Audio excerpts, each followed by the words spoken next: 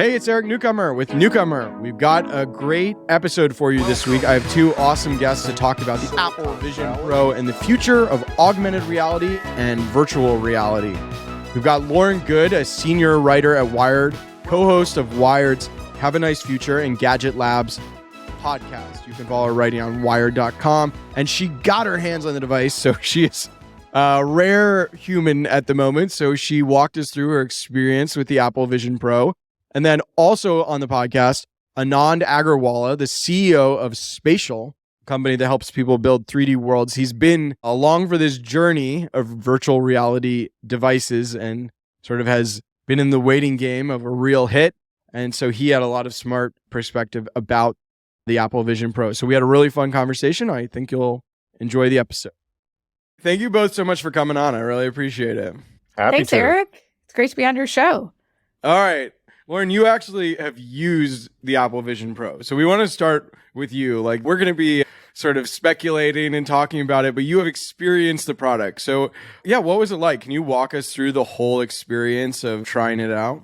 So I'm actually wearing the Gen 3 version right now. You just can't see it. Oh yeah, you've got all this. They've shrunk it down. Right? Yeah, that much.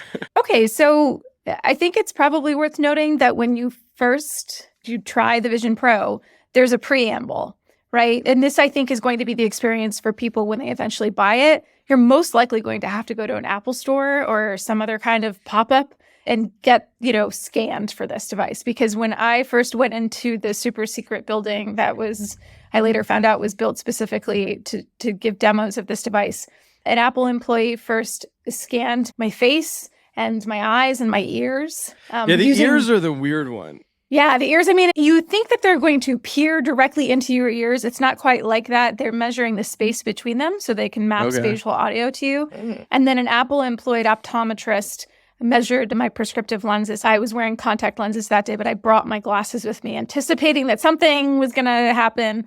And so by the time I got into my private demo room to put the thing on my face, it had been personally calibrated for optimal fit. And optimal, like just vision, I guess. So then the Vision Pro is waiting for me on a coffee table. There are two Apple representatives there. They are not wearing the headset. Your heart's like fluttering at this moment, or you know you have like a limited window as a reporter, right? Do you get 30 minutes with it? Yeah, it was about 30 minutes. I didn't get to record anything. Like, I couldn't record audio. I couldn't take notes. I couldn't take a photo of myself. So I don't have actual timestamps. And when you're in the reality distortion field, you're in this vortex and you're like, What is time? But I think it was approximately 30 minutes. Yeah. And I put it on. And I think the first thing that struck me was actually how hefty it felt, considering that they've offloaded the battery, because there is that external battery pack. I fitted it, there's the soft strap that goes over the top of the head, the soft strap that goes in the back of the head. I started to note as I looked at it how much of it seemed to borrow little design elements from other Apple products, like the soft foam cushioning that frames your face looks a lot like the AirPods Max, and the strap that goes on the top of the head looks a lot like an Apple Watch strap. So we talked about that a little bit, and then the thing was on. And then I did an eye calibration thing that was very aptly and pretty intuitive. And then it actually even sort of concluded with this little approval click that sounds like an Apple Watch click or an Apple Pay click or something. This wouldn't be an Apple review without something like the click was really thought through. The chime. It was really the best chime ever. Do you want me to keep going, or I'm like, oh my God, or no? Start the device. Start the experience. Okay. So usually Apple, we have to have the unboxing is just as exciting. Usually at this point in a podcast, I pause because the host wants to jump in and be like, okay, so get to the point. So then I put it on, and I think that another thing worth noting is that this isn't exactly AR and it's not exactly VR. And the company is positioning it as a spatial computing platform. Sorry, Anand is shuddering right now. He's like, wait, what did you say? Spatial? Wait, did they call it Spatial? Are they naming it Spatial? But no, it's for the listener, obviously, that is Anand's company name. Okay, anyway. That's right. Google it. On this, yeah. So then your face is fully enveloped. And I think Apple made a big point to say that you can see the world around you, but it's a little bit of mismarketing, because while you can see the world around you, it is a video pass-through. It's not like there's any sort of transparency transparency to the lenses or the glasses. Like your face is in it. The reason why you can see the world around you is because there's so many cameras in the device that are recording and streaming to you, like broadcasting to you. This the is world. fascinating to me. So does it look like when I'm looking at like an iPhone camera to take a picture and it's sort of like that, or what is sort of the vibe of the real world as seen through the cameras? It feels like a slightly fuzzier version of the real world. Like, you know, when you put on, I'm going to assume, Anand, I know you have, but Eric, I'm going to assume you have used a Quest too. Yeah. And you go through that. Anyway. But have you used a Quest? Yes. We've got to make this happen. If Facebook PR is listening to this right now, they're like shipping one to you at this moment. I'm the least diehard. I know. You guys are the We have them here. We'll bring one. I'll bring one over. Yeah. Okay. So when you put on the Quest, there's a moment before you get fully immersed in virtual reality where you map your living room. You create these barriers around your living room or wherever you're standing in your real environment, so that it creates like these virtual walls so you don't bump into things once you can no longer see. And so you see in that moment this very grainy black and white, although newer versions have color pass through, but you see a very grainy black and white like image of your living room, and then it draws the barriers. It's like that, but like a lot better and nicer in color. So I was seeing this, very normcore Scandinavian Apple demo living room, but I was not seeing it like I would see through glasses. I was seeing it as I would see it as like a video broadcast to me. It's weird because I know you said it didn't feel like AR, but maybe I've just done too many of those past two demos, but that's usually after a few minutes, your brain kind of just be like, yeah, that's my living room now. Like, you know what I mean? You kind of adapt pretty quickly. Like in true AR devices, you're seeing the real world, right? It's optical pass-through, yeah. So it's like you're actually seeing, your eye, like the photons are going from the couch to your eye. Yeah, right. Exactly. But it's like glasses. And then there's images on top of the glasses. Right. But that are just blocking it. Whereas this is you're looking at a screen that is showing only screen. Yeah. Right. Okay. That's right. Yeah. And I'm glad you explained that, because I think when I say it's not like real AR, I think that's what I mean, is that it's not using any kind of waveguide technology that refracts light and then puts it into your eyeballs. Like, it's not holographic, it's not volumetric, but it is AR if you think about the literal definition of AR as augmenting your reality. And so once you are like running computer applications into this space in front of you where you would typically be looking at your real world living room, but actually you're seeing apps and playing games and doing stuff, like you are augmenting your reality, right? So it's like conceptually AR. And the responsiveness. Part of what's supposed to make this better than the status quo is just like how quick it is, right? And also high def, right? Can you get into like the sort of quality and how much that is or isn't a game changer in your view? Yeah, I think the optics were remarkably good. You are, when you first fire up, the home screen, you're looking at just almost like a floating dock of Apple apps. I didn't see, there might have been third-party apps on like the next page. I don't actually recall. Once again, could not take notes. So a lot of this I'm going off of memory. But I mostly saw Apple apps like Safari and Messages and Photos. And then once I opened some of them, the imagery did actually look remarkably crisp. So the optics, yeah, they're pretty good. I think that the eye tracking and gesture control is a bit of a game changer here, because typically when you're wearing a VR headset, you're using game controllers in order for your hands to be able to like navigate the world around you. There's so much compute power in this thing and so many cameras that Apple, like the device scans your hands. And after that initial scan, your hands are in the frame, your real life hands. And you just use them by tapping your fingers together to manipulate and scroll through apps. It's worth saying, this is like the future. It's insane, right? You're going in, optometrists. Like, I feel like every sci-fi movie, this is like it. I'm not saying that means this is fully functional. It's going to change society. We're all going to use it. But like, this is like as living sci-fi as you can get, where your hands are controlling things. Where like living the world through cameras. Like, they have like basically medical professionals examining you to make it work. It's weird. Like, it's amazing. I don't know if that scanning stuff is that critical. On an Oculus, so one of the things they're doing is IPD checking so that when you get it, it just works. But Quest has like those 3 settings, and those get 80% of humans or 90% of humans. So I think some of that stuff, and like the spatial audio, like if you just plopped it on to Lauren's setting, I think it would be fine. You could take that physician part out of it, but otherwise, right. Yes, it is pretty trippy. Yeah. And the other element of the gesture control is that the way you select apps, that's where the eye tracking comes in, because There are the external facing cameras that see what your hands are doing. And then there are the internal cameras that see what your eyes are looking at. And there's almost no latency. I mean, if there's latency, it's milliseconds. And Apple has said like the threshold should be like 12 milliseconds or fewer. And when you look at an app, like when I looked at and Apple was like sort of guiding me, and they were also holding an iPad off to the side where they could see what I was looking at. So it was a very controlled demo. They said like, look at the Photos app. And I looked at the Photos app, and it just sort of was like emphasized in the row of apps. And then it's like, look to the next app and that app. So it's just like the face computer knows where you are looking, and then you click it with your hand to open it. And then there's an expand option in apps, and you use your finger to like select the expand option.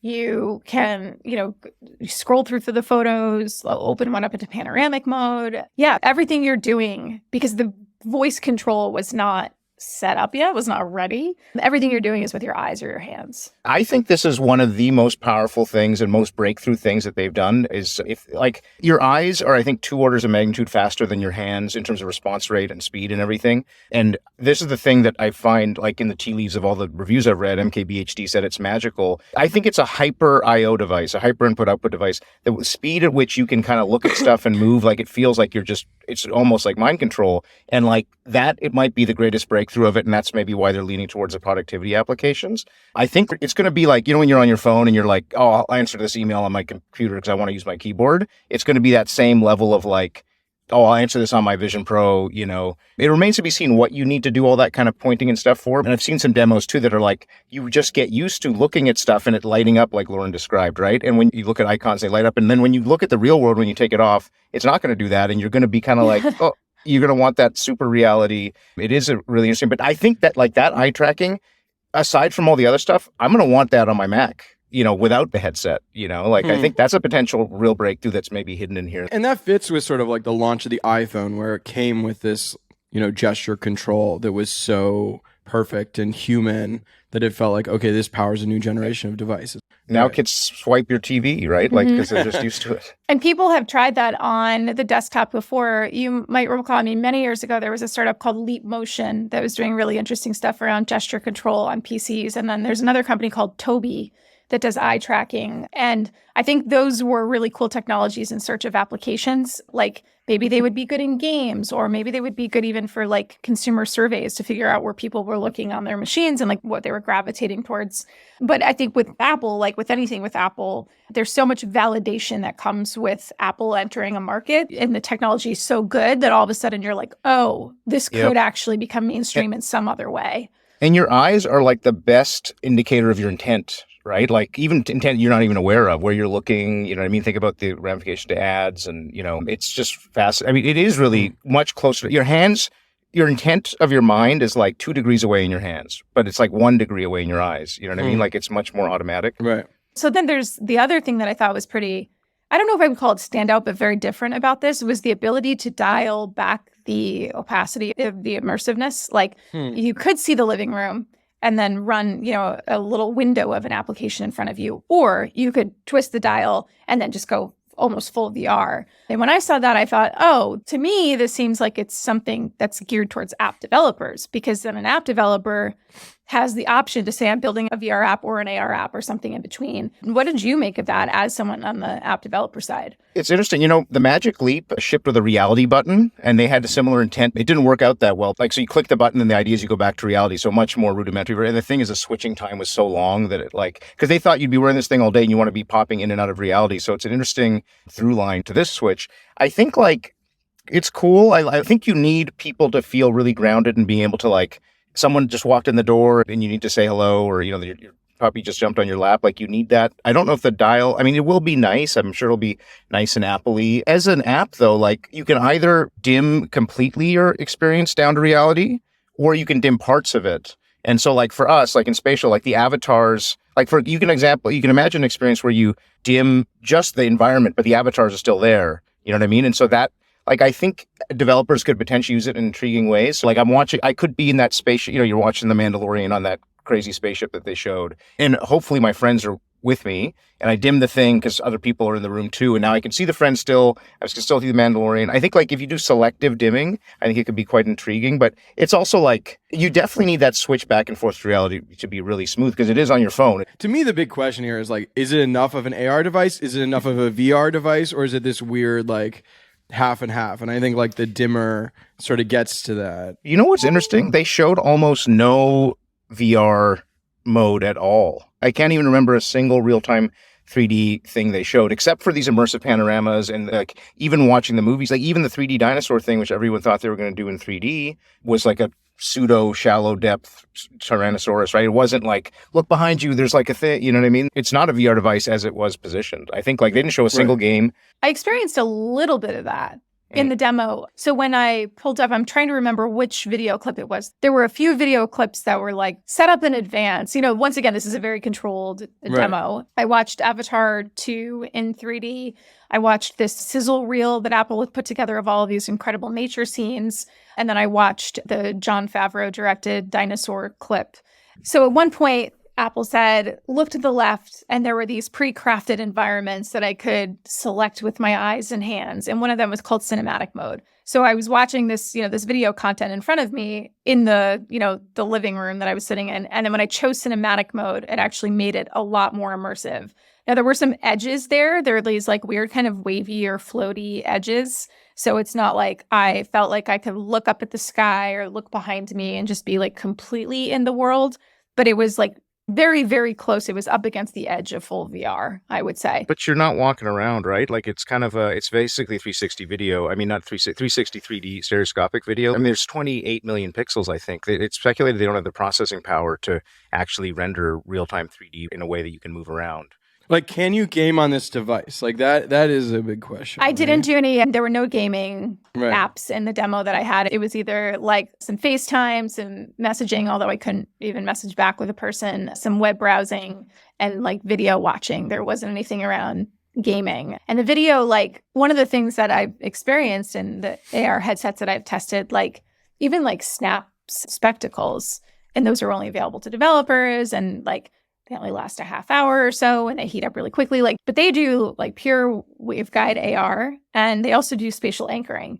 So like you would draw this like artistic squiggly into the world in front of you, and then it would be anchored there, and you could walk up to it, you could scale it up, you can walk around it, you can manipulate it with your hands. There were objects floating in space that you could just manipulate in this really cool way. And like I did not experience that in the Apple headset.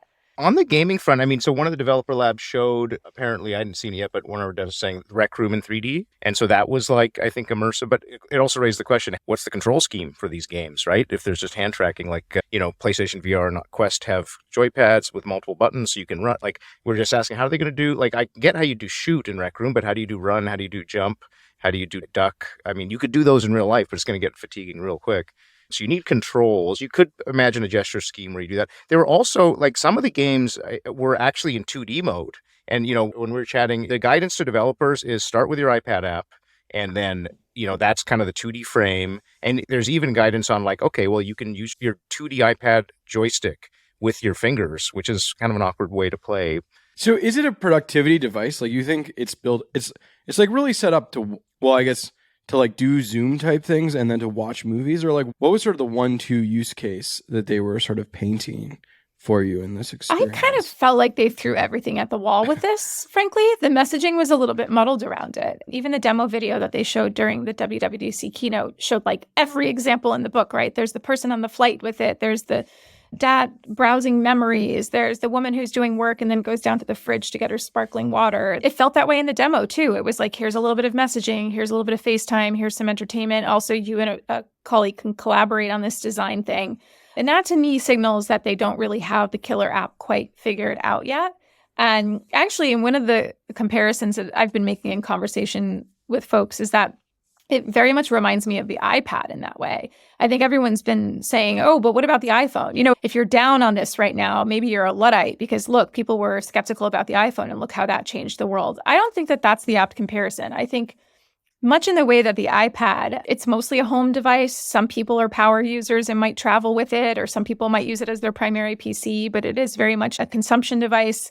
It sits at home. You give it to your kids sometimes. Occasionally you do work on it. It's a little bit more of an isolated experience, right? Like you're using it yourself for the most part. Sometimes it casts other content. I think like this could potentially, if it ends up being as successful as the iPad, then that will be a success for this product. Because it is ultimately very hard, I think, to convince people to wear a face computer for an extended period of time. I think Anand and I were talking in sort of our prep call about like just like getting people to use these VR devices, right? They like use them a lot in the beginning and they fall off and nobody uses them anymore. And it's just like a phone is much easier to grab than a VR device. And so to me, I don't know. I feel like my view is much more like this is an all or nothing thing. Either they get it so that people really want it to put on. It's magical. It feels like way ahead of everything else. And so then people are putting it on and then people get word from their friends like, no, I'm like in this thing. I'm doing XYZ for a long period of time. Or like it's early adopters who try it, don't find a sustained use case, and it's not even to iPad level. Like I don't quite see this sort of middle case personally. I think I can see both. I mean, I think the iPad thing, like you bring your iPad to the airplane because it's just way better there. Now, would you bring this to the airplane? You know, that's probably the number one place, right? I think that Talk about first class envy there, like a $3,500 device in first class wearing these things. Like that is going to be, that'll be the symbol of like the class divide in America. Well, I will tell you, then the morning after the event, I got a text message from a CEO, not a big tech CEO, but more of like a lifestyle CEO who just wrote in all caps, "I will not wear the goggles on a plane." I thought that was interesting. That's the Wall-E moment, lying flat in first class with headset, like being entertained and being fed. It's going to that's the future. It's not the scientific, you know. But I do agree, like my number one learning after working in VR for 7 years, day in, day out, is like the transformative moment will be like when people actually shift to this device, it needs to be an all-day wear device. Otherwise, there's a switching cost. And the switching cost is always going to be way higher than your phone, which is in your pocket. And it's so easy. We can't even switch to our watch because the phone is so good. And this is like on us the whole time, right? Like that is the key, I think. And that's why the thing I was most excited to hear from Lauren, you know, and folks who tried it is, can you use it like all day? Can you imagine doing that? And I'm hearing not so much. Like Joanna Stern's face was quite red after her demo and they said it was the fitting or whatever, but I just can't imagine. I mean, I can't wear ski goggles all day and they have no compute in them. So I think you've got to go from goggles to glasses for this to be that kind of mainstream thing. And that's the path we're on. And this is like a huge injection of energy and Apple, you know, sex appeal. This is the Ferrari, the Tesla Roadster of that category, right? And there's an arms race now between $2 trillion companies trying to win your face. And so that's great. That's great for the consumer. It's great for the developer. Lauren, how long do you think you could wear the device? I know you only got like maybe this 30 minutes with it, but did you feel like at the end you were fatigued or you felt like, no, I'm comfortable, I could keep going? You know, I thought I could keep going, actually. I have worn the Meta Quest 2 for, I don't know, maybe as long as an hour before. Some friends and I used to play Beat Saber together. We were all in different cities and we would, you know, put on our headsets and gossip and play Beat Saber and like be these little disembodied avatars floating in the metaverse. And that was fun. The setup was always really annoying, like especially if you hadn't used the Meta Quest 2 in a while and then you picked it up and put it on, there was almost inevitably some update to download. And then you'd be like, wait, how do I navigate this thing with these dorky hand controllers again? I don't think I ever used it for more than an hour. And I always say that when I take something like that off, it feels like my forehead is breathing a sigh of relief. Right. I'm sure after an hour or so in the Apple headset, I would feel the same way. I mean, maybe I would get so engrossed in a movie that I would want to keep wearing it for the full duration of a movie. But I could also picture at some point being like, you know what? I really just want to take this off and watch this on a big flat screen because maybe there's a little bit of depth here. Maybe there's a little bit of interactivity, like the dinosaur was interacting with me or the butterfly was interacting with me. But once you're over that novelty. You know what you reminded me of is like the first days of COVID when you'd spend 8 hours a day on Zoom and how fatiguing it was. And when you're done, you're like, oh, like it's like, that's kind of the same thing on 2D experience, but you can last 8 hours, you know? Yeah, that's true. I've done days where I've like spent like when we've been pitching or whatever, talking to businesses like 4 hours, 5 hours in a HoloLens. Like it's exhausting for sure. You do lose yourself in it when you're in there, because especially if there's another human in there with you, because you're just kind of like, you know, talking, but it's tough. Oh my gosh, I can't believe you've spent 4 or 5 hours in a HoloLens. Did you get like a special award for that? That is like, my God. I wrote a story for Wired once that was just entirely about how long it took me to get set up for a meeting in HoloLens. Like it was so comically bad that required meetings upon meetings to, anyway, Kudos to you, Anand. I'm just curious, like when you mentioned this inevitability of shrinking the form factor, like you think that we're headed to glasses. I think that would be great because they would be a lot more lightweight. But I just think the physical batteries are still, like there's only so much we can do around innovating lithium ion batteries, as long as that's what we are using. And silicon is being innovated on in such a way that it's become a lot more power efficient.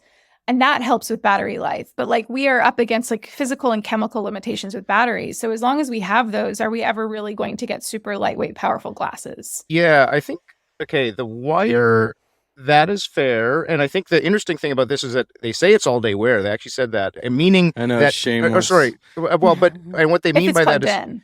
right. But the Quest Pro, you actually can't run all day if it's plugged in because it draws too much, you know, like they fixed that. And the thing is, like, this has... You're saying Apple fixed that.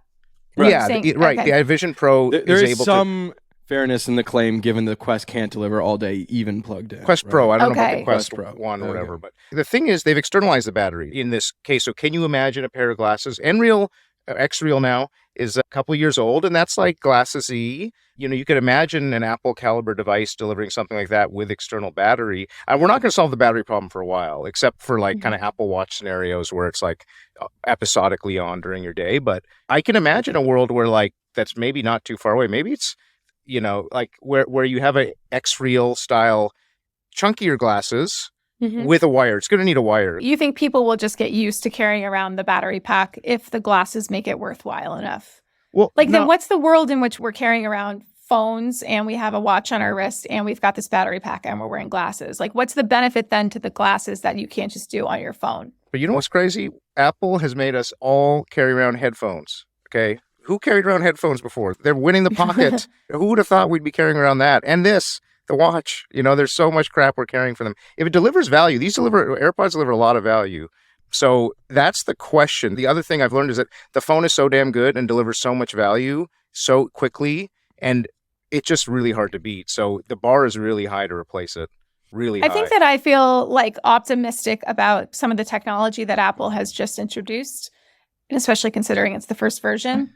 I still feel very skeptical about the market, the category, the product as a category. I know you have to run around like a shaman who's seen the future, so your schedule is very limited, so we will let you go soon. But like another writer wrote, Apple Vision isn't the future. Do you agree with something that straightforward, or what's your prediction here? Yeah, that was Kate Nibbs' great piece for Wired. And I have to say, I give Kate a lot of respect because I think that a lot of the tech press is like dancing around the question and maybe being a little bit nice, because I think that you risk a lot less when you are optimistic and writing something positive about an Apple product because it's Apple and they typically deliver. Like you're gambling a little bit less when you take that position versus, hey, this is going to be a flop and this is not the future. And so I give a lot of respect to Kate for writing that. I think there's a real possibility this is a flop. I'm not saying I'm calling that right now. I tend to think that it's going to find a niche market and that Apple will find a way, because it is an operations company as much as a computer company, to eke out margins on it or find that niche or find a way to make it valuable to some subset of consumers. Device, the Vision Pro, they're going to sell so few of them that they're always going to be able to claim that they don't have any. They could just sell like one a day at every store and just never have enough and never run out. You know what I mean? It's such a obviously niche product that I feel like the bar it has to step over is so low. Yeah, but as a category, people have been talking about VR headsets for like literally decades at this point. And by the way, I would say that the people who have been prognosticating on this are predominantly men who have these like techno-utopian visions of such things. And like it hasn't come to be yet. Now, like granted, love I you didn't guys. know we'd be indicted so succinctly on this podcast. But it's true. Also, I mean, I don't know. Are you a techno-utopian, Eric? You're a journalist, so maybe not. I'm optimistic about the metaverse. That'll be the second half. Once you go, we're going to go into full techno-utopian, and we're just going to be over here like, the get her out of here. Here already. They don't know anything. Like, once you're not here to really shit on the idea, we're just going to go wild, you know? But and you know what? I will tune back in and listen to that later on, for sure. I want to hear what you have to say. I tend to think that this is something, I still think that there's been that vision of let's do face computing for a very long time. And there is a reason why the majority of the population has not opted to spend a lot of their time, hours of their time, wearing something that cuts off some of the most personal sensory organs of your body. Like, even with Apple owning our pocket, as Anand put it so well, when you're wearing the AirPods, that is augmented reality, but you can still see and smell and all that stuff. And actually, there's like even pass-through hearing. When you're using the iPhone, you're still in the real world, even though you're digitally connecting with all of your family and friends. Like when you're using an iPad, you're consuming entertainment, but you're in your bedroom and in your comfy bed, and you're like, I just think like putting something on our faces for an extended period of time is a really big ask. Yes. Yeah. I mean, just to, if you said when you saw the Tesla Roadster and you said this is not the future, I think that would be quite short-sighted. Like, of course, not everyone's going to drive a Tesla Roadster, but EVs, like it was the gateway drug to EVs, right? But EVs are solving such a huge societal problem, which is how do we make this particular category of transportation sexy enough so that people are less reliable on internal combustible engine vehicles that are contributing in major ways to our climate problem? I'm not sure what problem the Vision Pro solves. No, but I agree with that, but people don't care about just to be cynical, like people don't really care about solving the problem. They care about convenience and luxury, and you know what I mean? Like they also it wasn't a Prius, it was sexy, right? Like the other thing, just to respond to something you said earlier, it looked like you're gonna bite my head off, is that no, I smile before I bite someone's head. It's like a shark. The like, you mentioned like is there any use case, because it's like there's a whole bunch of stuff. There's living room, there's like, how would you describe, I mean, just the bull case, like I'm skeptical too, but the bull case is, how would you describe how you use your iPhone? There's a lot of different stuff. Like if you're describing it to an alien species, like what would you say? Like, I use it for social, I use it for email, I use it for browsing. It's true. It's the everything device. It is. So It is a general purpose. Like, I think in some ways it's okay. Part of this is like, as VR developers, we've never had this caliber of device before to experiment with. So in some ways, it's a development platform. Now, that's what I'm really curious about. Are they going to seed these devices like water, like Magic Leap and Quest did, to stimulate development? Because they're really expensive, and most devs won't be able to afford them, and they're taking a really big... And the economics won't necessarily work out, too. This is something we talked about earlier, is like the economics that work in VR today are on Quest. There are companies that have made tens of millions, hundreds of millions, and those have to charge $29.99 out of the gate as a one-time fee. Because why? Because you don't, the retention is kind of low in these devices. Not enough users and engagement to do freemium and recurring payments. Exactly. The business models that venture capital prefers. Or $199. Like, when can you do a $199 app on a headset? Like, you need crazy volumes for that. So that is a bit out. That's a really great point. At this point, Anand, if you had limited resources and you had to develop for either the Quest 2 or 3 or this Apple Vision Pro, which would you choose? Well, the good news, we're doing both. And the good news is for most developers, it'll be relatively, like if you're doing a 3D volumetric app, like if you're a 3D developer, if you're doing a 3D volumetric app, like a Rec Room or a Spatial or something, it's quite easy to, like, we already support ARKit, like our app already supports ARKit. So we already have both, and so it'll be relatively easy for people to pick both. And as we talked about yesterday, I think these will converge a bit. Like, I think probably Quest will have a high-end device and a low-end, and they're kind of, like their Quest Pro and their Quest 3 or whatever. And Apple is already rumored to be shipping a everyday, $500 device as well. So I think like it's pretty easy to support both. There's nothing that, like, aside from the eye tracking, that like, and that's pretty, I mean, Quest could, definitely support that as well. So I think both. The answer is both. Because of Unity, it's not expensive to develop for both. Well, I look forward to trying Spatial on Apple Vision Pro. And I think you just made a really good plea here. If like Jaws or Tim are listening, that you guys should send a free kit to Spatial over there. But I do have to run. Thank you so much for having me on the show. This has been really fun. Yeah, enjoy the metaverse. Exactly. We will. Bye. All right, see ya. Great. That was so fun. I wanted to just is it enough VR or enough AR? Is the thing I keep coming back to. Like, you've got me really worried that it can't play video games, which just feels like such a key early adopter use case for a product like that, and would be classic Apple history to underestimate the value of video games. It is very intriguing that they really didn't show any gaming use cases on that headset, and it's an entertainment device. And then secondly, they did announce the Game Port Kit. I don't know if you noticed that, but where you can easily, they're allowing developers who've built PC games to much easier bring them to the Mac with direct translation of DirectX APIs, using Wine kind of thing. So they are getting game friendly. They're trying to improve the Mac. They changed some settings so that you can move into a gaming mode for your higher performance gaming mode and stuff. So there is energy in Mac gaming for Mac for the first time in a long time. The funny thing is the iPhone is the biggest gaming platform in the world. Right. So it's like now, yeah, I mean, I think that it was probably a conscious choice. Maybe it's a positioning thing versus Meta because Meta is so hardcore in the games. Now, the games is the one vertical that's proven games and then fitness, to a much lesser degree. But those are the two verticals that have really shown to take off for VR. And, part of it's, I don't know if they view it as a VR device as much, right? Can you give a little bit of your history with AR, VR? I feel like we sort of jumped in understandably for the conversation about like, what's this device? Like, please tell us you've been to the mountaintop, like come down with like the, tell us. But just like, so people have context in your sort of journey, sort of, I feel like true believer, but then also sort of exhausted by how long it takes to like, oh man, I've got to do like more than just be a true, I don't know. Or how would you chart it out? That is a fantastic question. Yeah. So I've been working in 3D user interfaces for like 20 years. First company called BumpTop, 3D desktop user interface that used a physics engine back in 2004. It was my master's thesis. I was lucky enough to do a TED Talk on it, sold it to Google in 2010. And I was doing 3D interfaces on a 2D screen, fully 3D interfaces on a 2D screen, on 2D touchscreen. And then Spatial. So I was part of Android. Actually, maybe it's worth giving the context. I was part of Android starting in 2010 when it was under 100 people, the team, and version of Claire, Froyo, and then all the way to Ice Cream Sandwich, which was like exponential growth. These are all operating systems?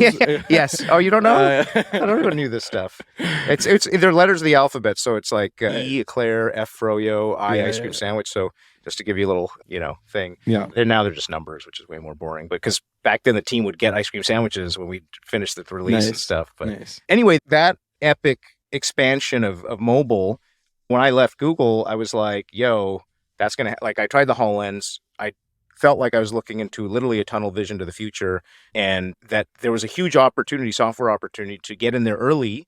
And that was in 2016 when I started Spatial with my co-founder, Jenna, because it was like, hey, building 3D software is hard. And there's very few people who have that skill set that can combine kind of the 3D graphic stuff you need, which you probably develop. That skill set's typically found in gaming, but then also the UI and design expertise you need for like making stuff sensible to the common person. So we started, and I anticipated, like a lot of people, that the headsets would have been ramped much closer to the mobile ramp, right? Like mobile ramped crazy quickly to get to like 1 billion devices, I think, right? I think it was like 5 years from like 1 million smartphones to 1 billion. And so, I think a lot, VCs were investing too. Like Facebook had just bought an Oculus. Oh yeah, there was a ton of excitement. Yeah. The HoloLens 2 was out. Right. Or HoloLens 1 was out. Like it was the fast times. Well, that's the challenge of any sort of, startup. You want to time the startup early in the sort of wave up so that you're in the right position when things. But you don't want to be too early where it's like, oh, it didn't take off at the pace we wanted. And that's all. When we started in 2016, we thought 2019, 2020 for an Apple headset. And it was always, people make the joke, it was always 2 to 3 years out. And every year would kind of push out. I think the problems were physics hard to get it right. And, I think Apple definitely wanted to launch glasses, not goggles.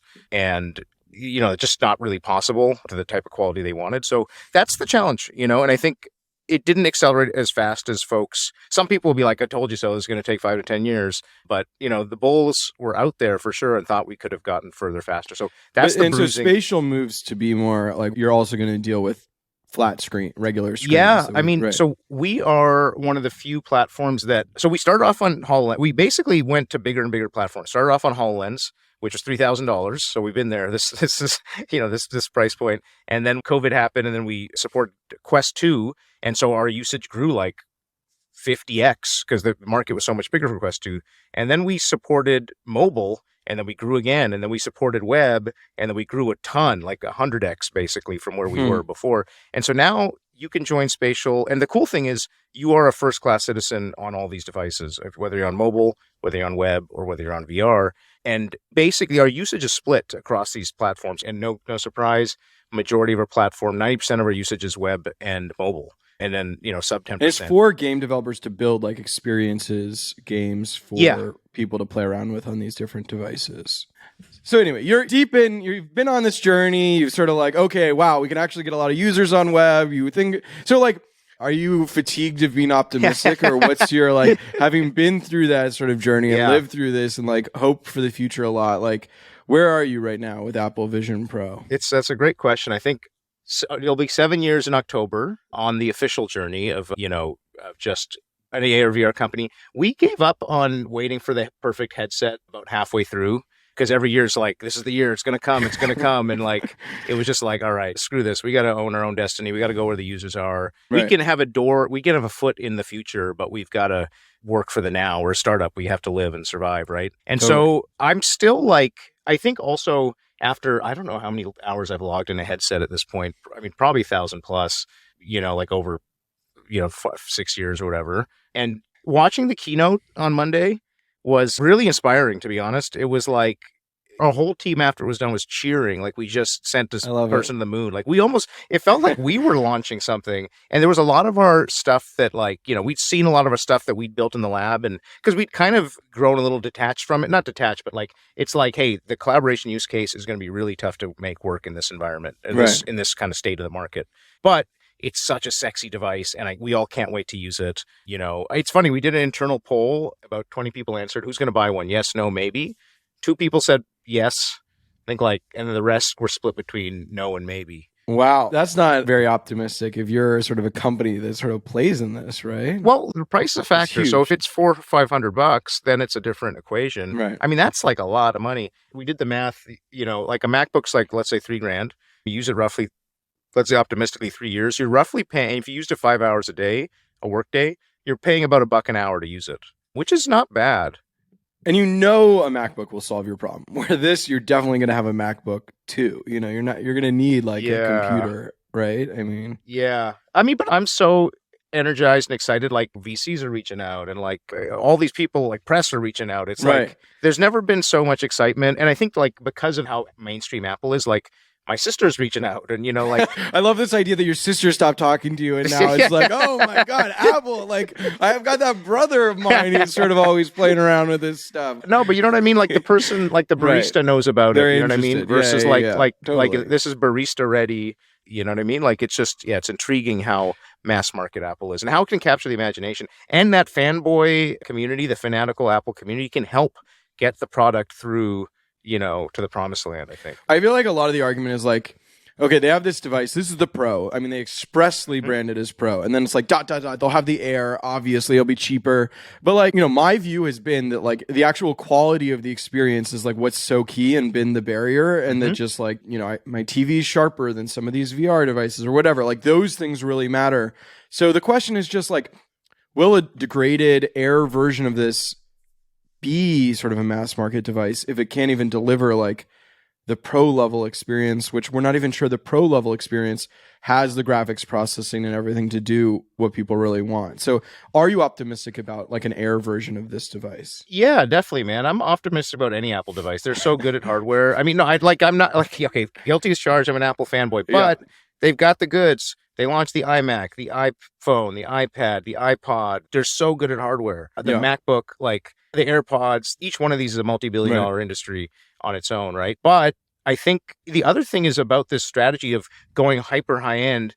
As the technology curve goes, a lot of that stuff you'll be able to trickle down, or you'll learn stuff about what you built on the high end that you can actually, turns out maybe you can get it in the 400 or 500. It's like Model 3, Model X. Right. I totally agree with the Tesla metaphor. And, Apple's been doing that for a long time. And that makes total sense to me. And I think people fixating on the price.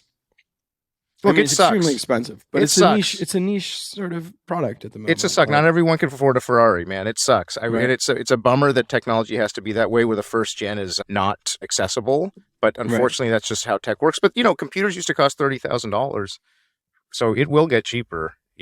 Right. And the beauty of it is, at the end of the day, they want to be able to sell a device that they can make money on to everybody, and that drives the prices down, and that's just sort of how this. And I think what I like about their strategic positioning is that, we've seen the devices you can get for $500. We're not satisfied with those, and we don't think the public is satisfied with those, and so we need to go to the next level. And yes, it's going to be incredibly expensive, but we hope we can convince the public with that device that the Vision Pro today is maybe what the Quest 6 will be at that Quest 6 price point. You know what I mean? In that number of years.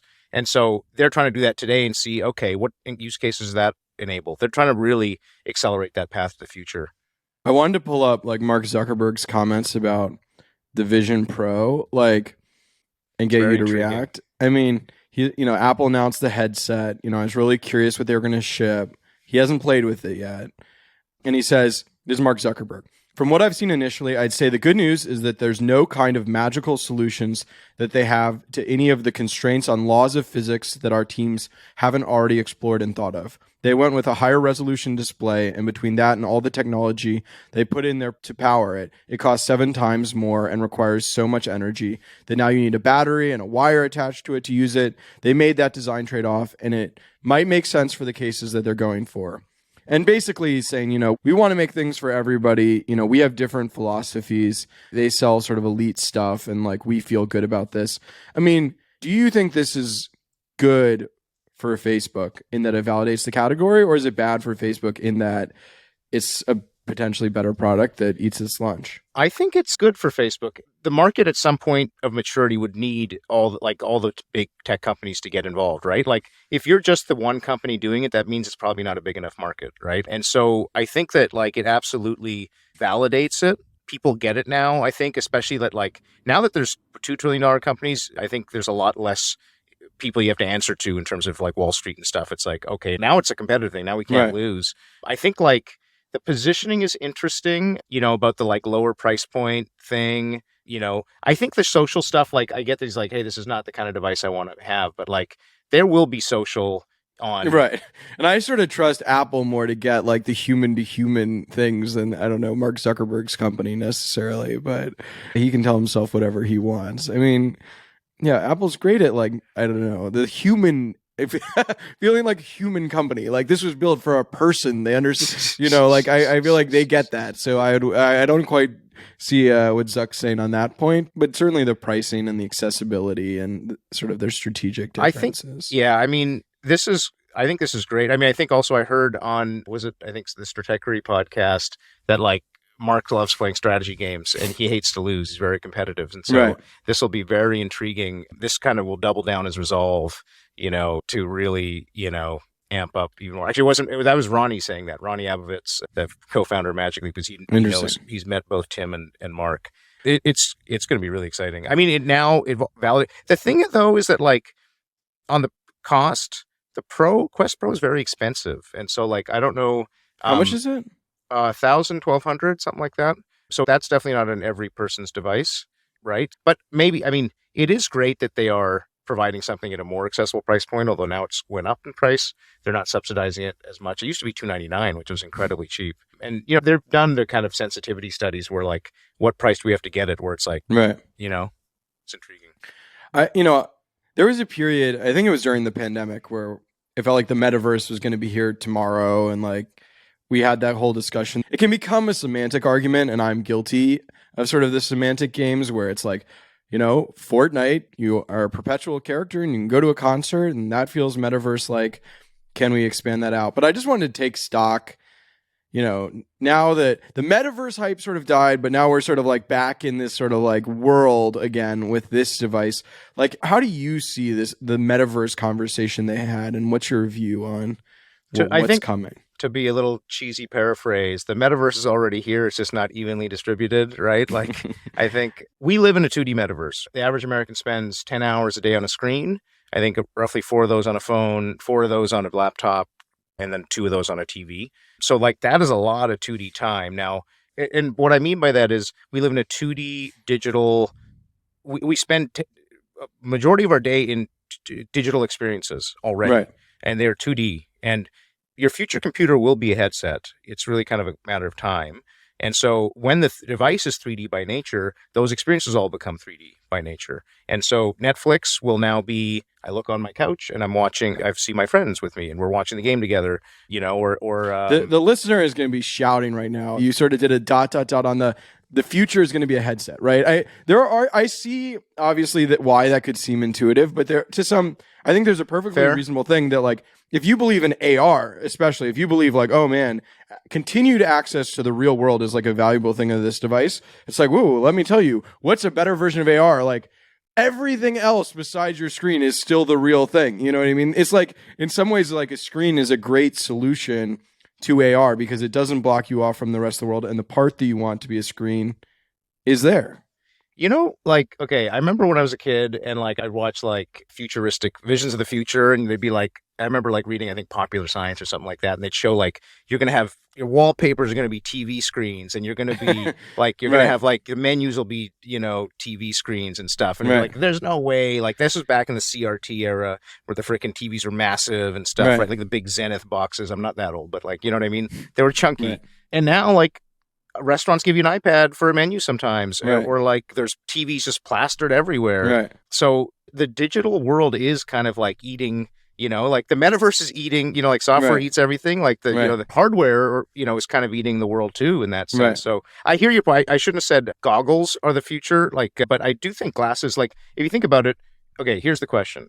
If you could have a pair of glasses that can be the exact same or maybe slightly bigger than your current laptop to your eye, or your phone, you look down your hand, you see the phone, and it's just as cheap and light and it's always on. Would you wear that?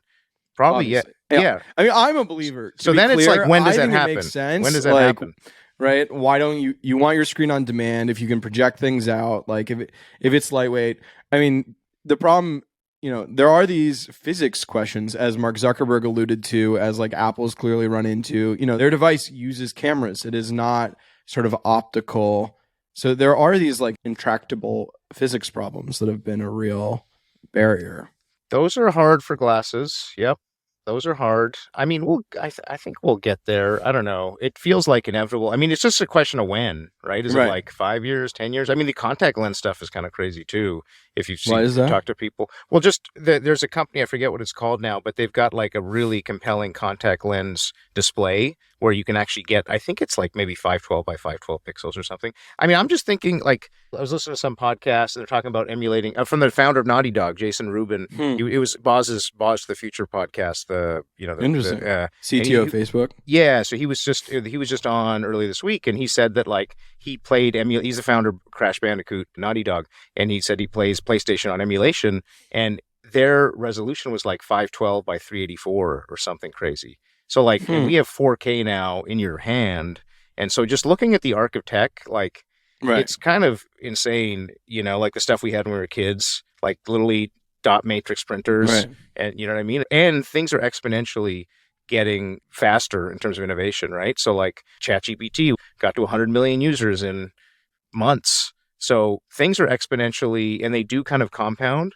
So I wouldn't bet against there not being glasses, in 10 years, maybe 20 for sure. I think 20 is a for sure. 20?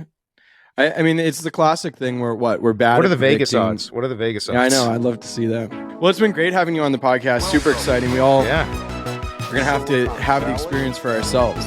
That's our episode. Thanks so much to Lauren Goode and Anand Agarawala for coming on the show. I'm Eric Newcomer. This has been the Newcomer podcast.